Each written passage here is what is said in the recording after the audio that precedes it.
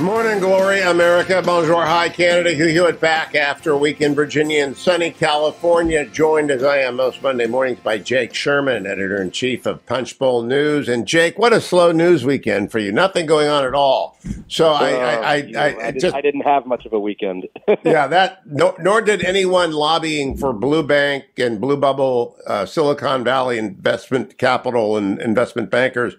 Look, the Janet Yellen began the morning saying, no bailout yesterday, and they closed last night by bailing out the Silicon Valley Bank, and there is no other word for it. It's a bailout. Now, it might be necessary. I was being persuaded in real time that regional banks faced runs on this, but the Treasury people are talking like, don't worry, no federal money involved, not a It's a bailout, Jake. I mean, it's just a bailout. It's not a bailout of the bank. If it's a bailout of anything, it's a bailout of depositors, because the bank has been put into conservatorship and is not going to exist, at least in its current form. But depositors above the $250,000 FDIC insured limit are going to get their money out. And we asked this morning, we have a really talented financial services reporter, Brendan Peterson, who makes the argument that what good are these rules where if a bank screws up, there's basically no consequence, and and people get their money out. So I think that's a very good question to ask right now. And I will say this, Hugh, you will not be looking. The House is controlled by Republicans who have argued for less stringent capital requirements of banks. That's not a criticism; that's a fact. So I would not be expecting any sort of legislation here around Silicon Valley Bank. No, but I do expect that Vivek Ramaswamy's response will become the standard response, which is billions for blue bubble bankers and not the time of day for East Palestine and Western Pennsylvania, because the two things are juxtaposed. They worked all weekend long to come up with there is no Federal Deposit Insurance Corporation limit anymore, in my view. If they've done this for SVV, would they dare not do it for any other regional bank, Jake? Because the idea that you're only insured to $250,000 is not true if you've got lobbyists and a lot of VC people this bank had its own ski chalet. So Roku, which had $500 million with the bank, of which $250,000 was insured. Roku, I don't know who they contribute to, but I'll bet you they were on the phone all weekend. Well, interestingly enough, as we noted on, I think in our Friday edition, Silicon Valley Bank didn't actually have a big lobbying operation. They only had one lobbyist for the last several years. They are not a big player in Washington, but I think what the administration tried to do here, according to their own telling of it, is they did not want a run on regional banks. If you look, I haven't looked in the last 30 minutes, but First Republic Bank, which is another a San Francisco-based bank that caters to high net worth individuals and a lot of Wall Street folks, their stock is down 60% this morning, or 50%. I can't remember what it was when I last turned off the TV. So, these regional banks, which have been a part of our economy for a very long time, face unexpected pressure. And I think a lot of people are saying, people I spoke to over the weekend in business and in finance are saying, well, listen, why would I go to these regional banks if I can have my money in Citibank or Truist or JP Morgan Chase, where basically they're too big to fail. The government, really has a close eye on them. And I think that's where a lot of people are heading right now. Well, too big to fail now has a second category. Too big to fail because they're big, and too big to fail because they're blue. And this is a blue bank. Jake, this is a bank with a ski chalet. And obviously, they're all. I don't think that makes a damn bit of a difference. It absolutely does. You know why? I got touched yesterday. I'm sure I'm just like every member of the banking committee. I got touched by VCs I've never heard of, never talked to, and I got touched by small businessmen who were urging me to stop the regional bank. So I heard it all yesterday. But the blue bubble people in the Silicon Valley, they worked the phones all weekend long to make this happen, Jake. Yeah, Peter Thiel, who's no lefty, had a lot of money in there and pulled a lot of his money out. Oh, he got his money out. Peter got his money out. Peter's no dummy. And by the way, it was very interesting to see all these, a lot of right-leaning Silicon Valley people, venture finance people like that, who have argued, leave us alone, no regulation, less regulation, we need to be free, all of a sudden in favor of the government bailing out Silicon Valley Bank. So, I mean, it was head-snapping, to say the least. Well, I did as much as I could on 2 cross-country flights to look into the SBV board of directors. We've got senior former Obama Treasury officials on the bank. Yep. We've got lots of people who make lots of contributions to Democrats. Those, by the way, those directors are wiped out. Their options are worthless. The people who had a lot of money invested in SBF, they're not getting bailed out. It's just depositors. But if this had been a regional bank near East Palestine, Ohio, do you think it would have happened, Jake? Because they don't even have the time of day for East Palestine, but they've got billions for Silicon Valley Bank. I think if they thought there was risk of contagion to the market, yes, it would have happened. But listen, Patrick McHenry, who's very good on these issues, the chair of the Financial Services Committee, said this is the first Twitter-fueled bank run. People were just chatting about it on Twitter, pulled their money out, and went to larger banks. And I think that there's a lot of truth to that. And a friend of mine said this morning, if Twitter were around or as prominent as it is now in 08, 09, we would have been in a whole different situation.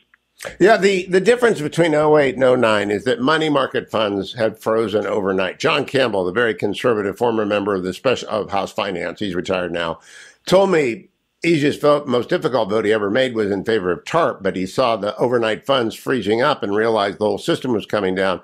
I just think they grabbed onto that argument, Jake, and made it everywhere, all around the clock. And while SBV might have not had any lobbyists, their clients did. I mean, it was a full court press. And if they're worried about me, who knows what Patrick McHenry heard over the weekend? Yeah, I don't have any reporting to indicate the lobbying effort. I would have to imagine that there were people advocating on behalf of getting there were a lot of people advocating on behalf of raising the insured deposit limit, but now basically the insured deposit limit for all these banks is infinity. That's it. That's it. So, and by the way, the $250,000 limit is relatively new. Before Dodd-Frank in 2008, it was $100,000. Excuse me. So there's a lot of angles to look at here. Hugh, here's what we'll be watching. We'll be watching the Congress dig into this because you have no doubt the Congress is going to look at why they weren't hedging their interest rate exposure, why they sold $2 billion bonds at a $2 billion loss. And then the larger question, the macro question, is are there any changes to the bank regulatory environment that we'll see? Oh, there's also a big issue about what are they funding? They are funding green initiatives. They are the ESG bank of choice, the DEI bank of choice. But that has nothing to do with why they failed, Hugh. That has nothing to do with it. No, it does. It's the fact that they failed is because they didn't act like normal bankers. They acted like venture capitalist partners, which is not what banks are supposed to do. And the fact that their chief financial officer went vacant for 6 months, the fact that they had to raise capital at $2.5 billion last week, the other regional banks weren't out there asking for $2.5 billion in new raises. What really happened here, Jake? It might have been necessary, but there isn't yet honesty from Yellen and everybody else. You know, minutes before the bailout was announced, our friends at Axios said Joe Biden telling his friends in Silicon Valley no bailout. Well, Joe Biden's not really running this game. The Federal Reserve, Jerome Powell and Janet Yellen ran this game, and they decided, well, we're not going to let this one go under. I just believe any other regional bank would have, depositors there would have caught in the short stick, but they now all get the guarantee. I mean, they can't let another bank fail now, can they, Jake? No, and the most at risk was, as I said, First Republic Bank, which is a large institution that, again, has a very narrow cast customer base in New York and in California and other wealthy places. And they got, I think, $50 billion in financing from J.P. Morgan over the weekend, which was undoubtedly arranged or at least encouraged, let's say, by the Biden administration, which was trying to do its best to firm up some of these small regional banks, which were at risk. Let's just be honest. They were at risk. Oh, George W. Bush on the last Wednesday of his presidency brought in 6 talk show hosts. I was among them to explain, go easy on the new guy because you have no idea what it's like every Sunday afternoon in 2008 to be meeting with Ben Bernanke and Hank Paulson about the latest existential threat to the financial system. I don't think Joe Biden had a meeting about this. I think he got told what to do and he did it because he doesn't understand this. I mean, this is very hard stuff to understand. But Jake, let's go back to the ski chalet. This is a bank that owned a ski chalet and sent their well-heeled investors there and depositors. They are everything that's wrong with America in terms of elites versus non-elites. Do you expect to hear a lot about this on the campaign trail? About the ski chalet, this is the first I've heard of it, but I expect to hear a lot about everything on the campaign trail, to be honest with you.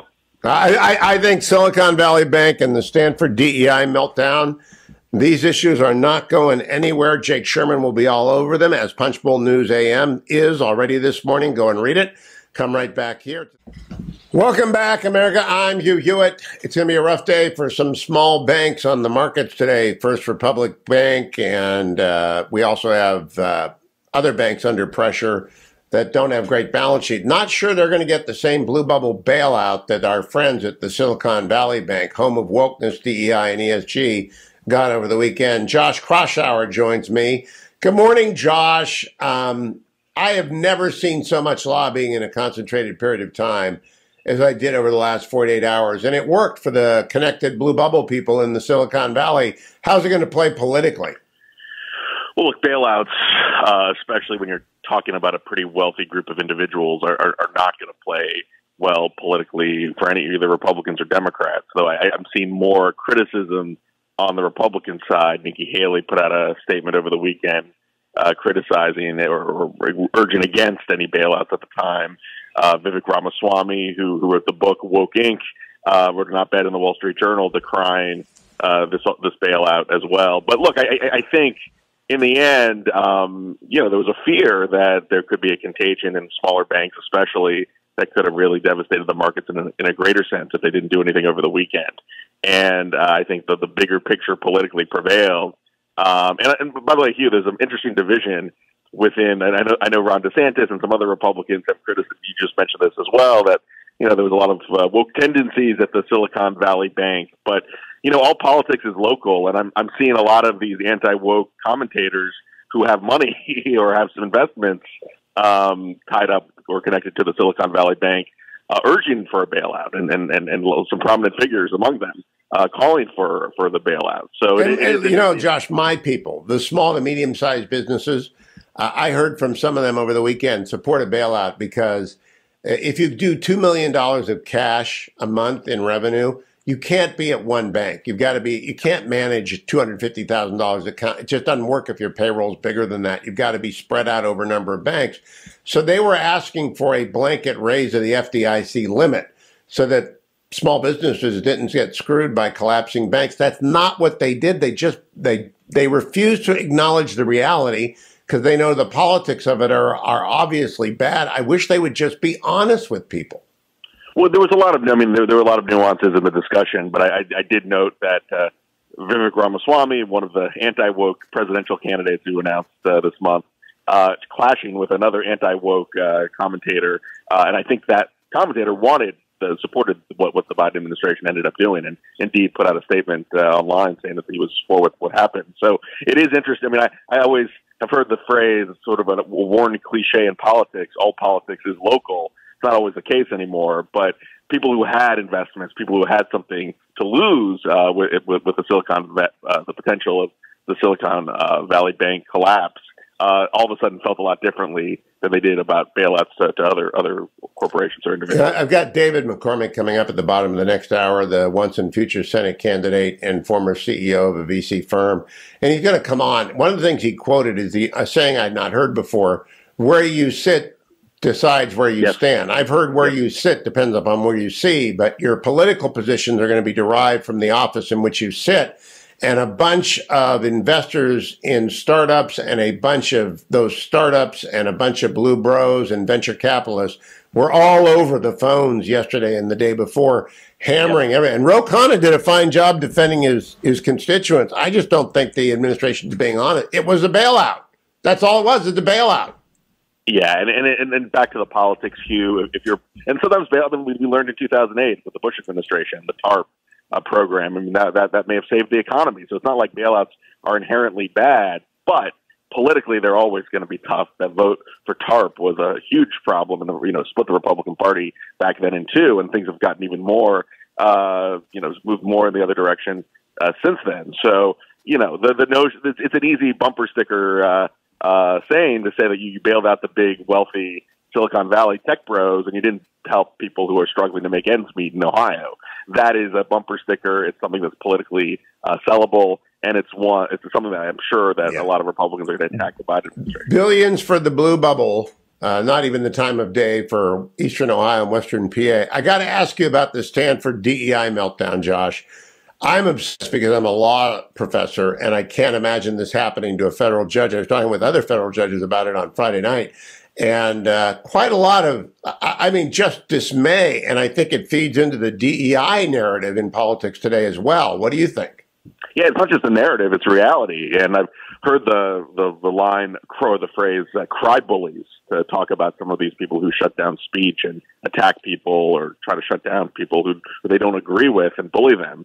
And that's what you saw in this video. Anyone should watch the 9-minute video of this Stanford DEI administrator literally basically calling for the federal judge's speech. I mean, she was trying to kind of find some middle ground, but her middle ground was so far to the extreme that she basically said that his views were hurting the feelings of other people, and he should, take one for the team and just leave.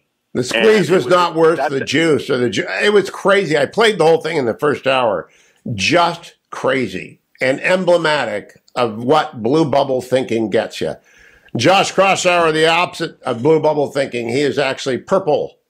I have no idea what he thinks or votes politically. He's a good reporter. Josh Kraushaar on Twitter. Follow him there.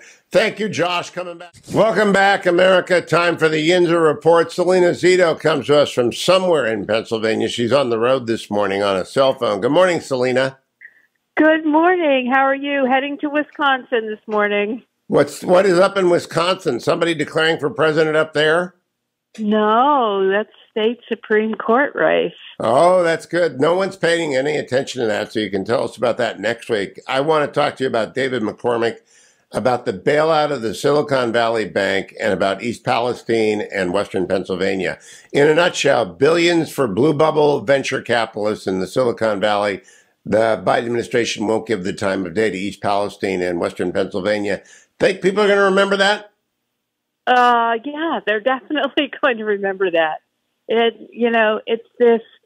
is this never-ending snub and insult to the middle of America. Anything seriously, anything that's about 15 to 20 minutes outside of a major city doesn't get the attention, or doesn't have the importance, or there's not an urgency to whatever happens in those areas. Yeah, wouldn't the people of East Palestine have appreciated a response, at least even 50% of the response that the Silicon Valley Bank got over the weekend? No, they haven't gotten at all the kind of response that they need. I mean, their lives are upended forever. Their lives will never be the same. And I've been spending weeks there in East Palestine, but also in Darlington, Pennsylvania. As many of you may not know, that East Palestine is right on the border of Ohio, right across from Darlington, Pennsylvania. I mean, in all of these areas, their whole lives have been upended. Yeah, East Palestine people are like the Starks in Game of Thrones. They hold the wall against the people on the other side, the Pittsburghers coming over. I saw you interview Dave McCormick. He's coming on today to talk about his book, Superpower in Peril. Is he aware of this? Did you talk about the casual disregard for Western Pennsylvania and Eastern Ohio demonstrated by Team Biden and Leader Buttigieg? Oh, he's definitely aware of what's going on. He's been, he and I talked a lot about, the interview went for a while, and we talked about leadership. We talked about the importance of showing up, and there's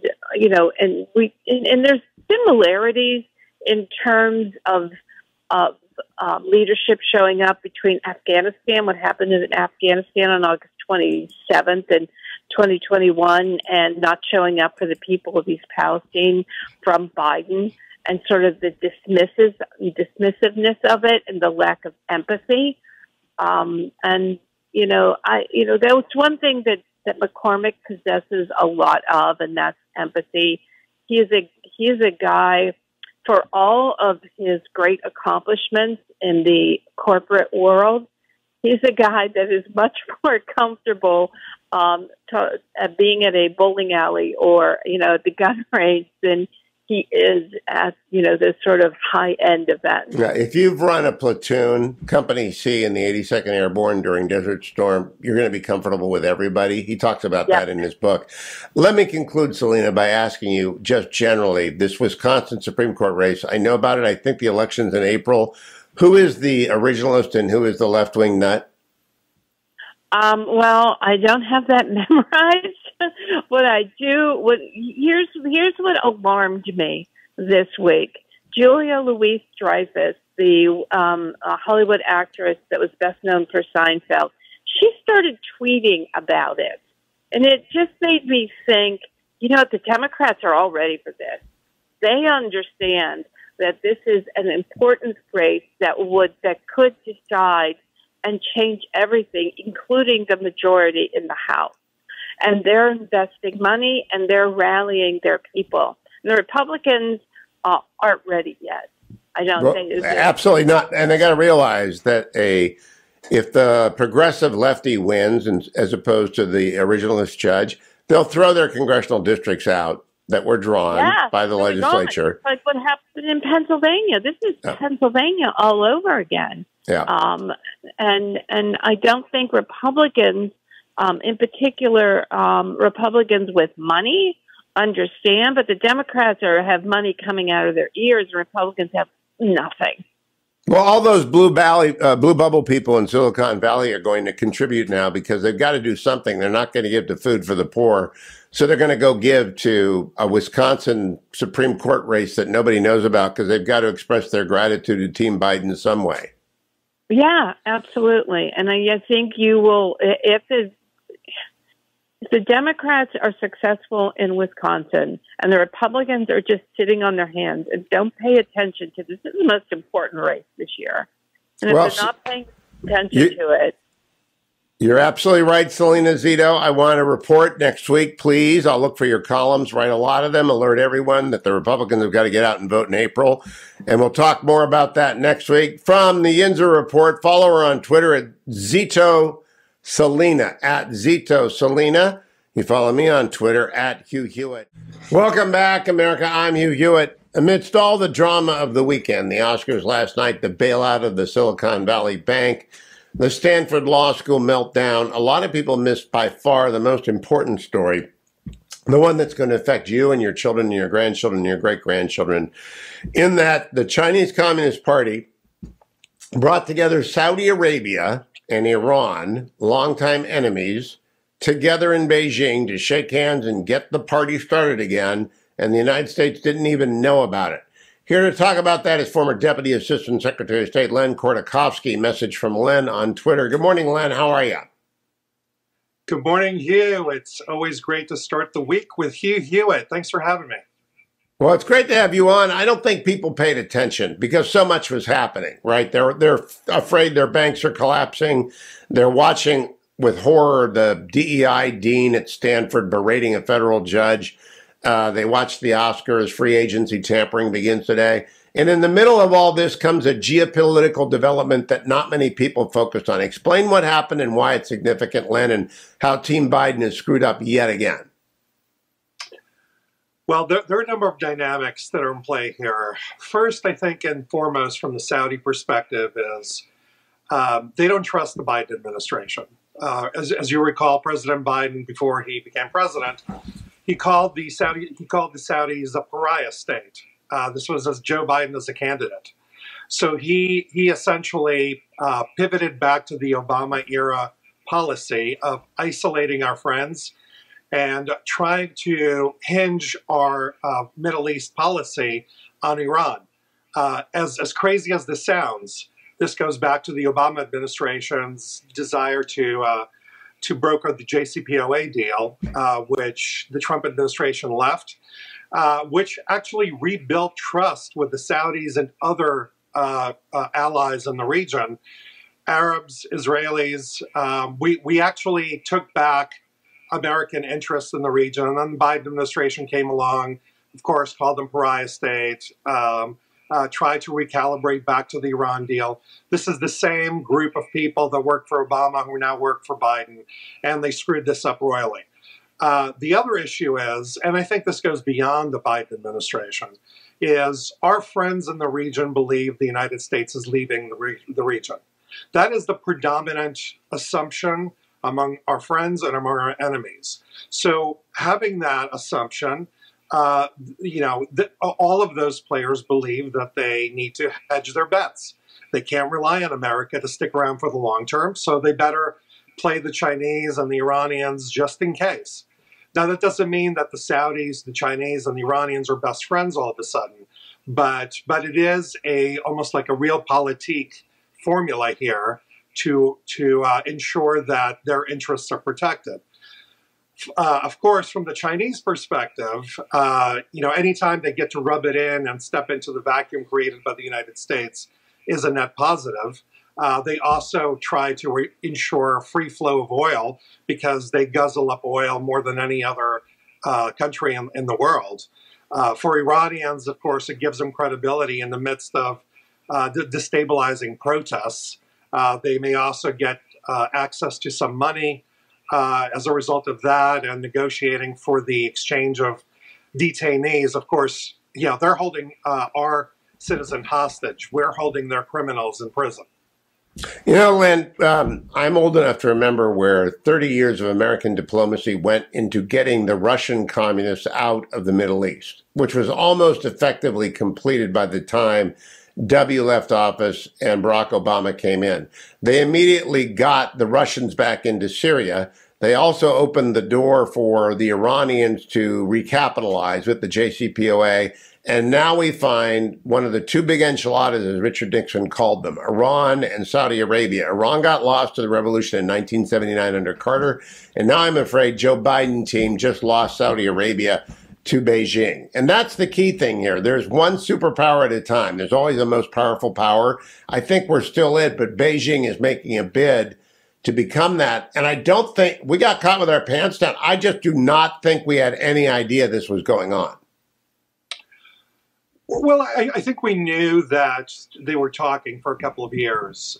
Remember, a couple of years ago, Iran and China had a bilateral deal that ensured their relationship for 25 years.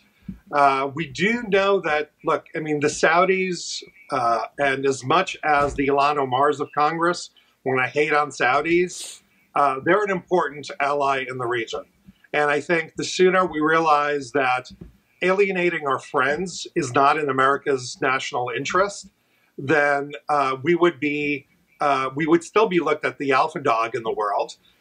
If we stop doing that and we assume that people are just going to, look to America for leadership just because we want them to, that's not going to happen. So, the Chinese are playing this game. Look, I think in the long run, I don't believe that this deal is going to pan out. Neither the Iranians or the Chinese can be trusted. And I think the Saudis are sober enough to understand that. I think it's a Band-Aid in the short run. I think to some extent it's a snub to the Biden administration. Of course, to say that, okay, well, you don't want to play with us? That's fine. We'll go play with the Chinese. And of course, it feeds into that belief that we're leaving the region. Therefore, leaving the region so that we can focus more on China. So the Saudis are saying, you want to focus more on China? We'll bring China over here so you can focus more in the Middle East. So in a way, it's a little bit of a poker play here. It's a flip in the Nixon script, and the Middle Kingdom has become central to Middle East politics, and we did not want that. I also want to go to the other side of the playbook. The Biden administration's principal issue in the Middle East is the Israeli judicial reform. Believe it or not, everyone out there, the number one issue driving Biden administration policy vis-a-vis Israel is keeping their left-wing Supreme Court intact. This is from the same people who want to destroy our Supreme Court by packing it. It makes no sense for us to be meddling in Israel's domestic policy. It did make sense for us to expand the Abraham Accords, but I don't think that's going to happen now. I think Team Biden has so screwed up Saudi Arabia and their allied Sunni states that they're just not trusting us, Len. How long is it going to take to fix this damage? It will take some effort. It will take another Republican administration on January 20th, 2025 to step in and start patching things up again. We did it in the Trump administration. The regional players began trusting us again, which of course yielded the Abraham Accords. Don't forget, 4 peace deals in about 4 months, 5 if you count Kosovo, actually. So, it's possible, but it's a step backward that we're going to need to address when we come back in. So it certainly makes things more difficult. And there's no doubt about it. And it is not in our national interest. Now, I want to focus in exclusively on Iran for a moment. The new axis of evil, the new axis, is Iran and Russia as vassal states to the Chinese Communist Party. That's how I believe it. David McCormick, who will be on the show a little bit later, Superpower in Peril, who calls out, by the way, your colleague Keith Kroc for having a great, clean network program. And David worked very closely with them on developing that. He's coming on later to talk about the Chinese Communist Party, but he sort of backhands the Iran issue because it's not front and center. They remain a giant threat to the world. And I don't know that people even paid attention to the uranium breakout.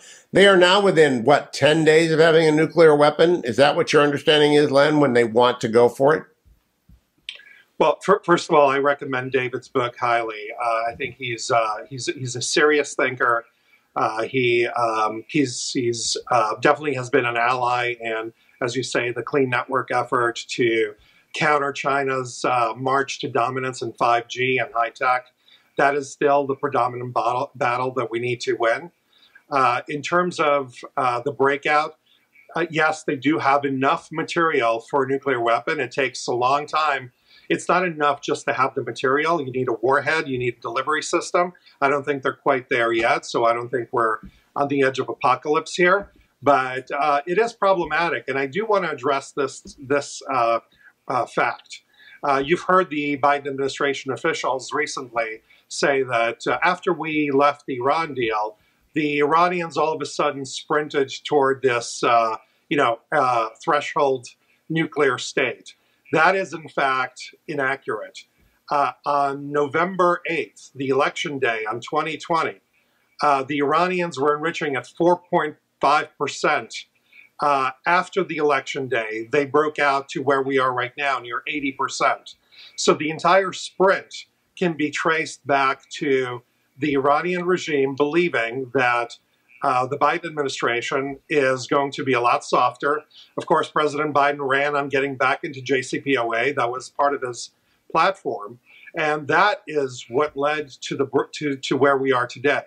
Now, that doesn't mean they're going to get it. And, the Israelis said they can't live with a nuclear Iran. I hope the United States will have their back, and I hope our European friends will too. Part of this whole JCPOA charade is the whole idea that you can negotiate security of countries in the region like Israel, the Saudis, Bahrainis, Emiratis, without them at the table. And that has sown a lot of distrust. And that's a template that hasn't worked, and it's not going to work. But at the same time, look, I think we're in a more dangerous place when it comes to Iran right now. We're also in more I want to have a more hopeful outlook here. I believe the women-led revolution in Iran right now is actually a sign of what's to come. I don't think the regime is going to survive for much longer if the United States and our allies don't save it. We need to, and this is where the Saudi deal comes in, which can potentially save Iran by enriching it again, by giving it more money to spend on terrorism in the region, to kill Americans, to kill our allies, to shoot rockets at Saudi Arabia, to arm Houthis and Hezbollah and Hamas. So, like, that is the only way the regime can survive. So I think it behooves us to put our differences aside in terms of, if Trump did it, then it must be wrong. It's really important for our national security interest for us to be sober about the region, to take the opportunities where we can get them, and the opportunities to turn Iran toward a more democratic country that is from your lips, Len. People love democracy, they love freedom, would be in our own best interest. From your lips to the State Department and the Biden administration's ears, but I don't think they're listening. Second Democratic administration in a row to make nice with Iran, to our great detriment and to Beijing's great benefit. Len Khodorkovsky, follow him on Twitter at @MessageFromLen. Follow me to the next segment. Thank you, Len. I'll be right back, America.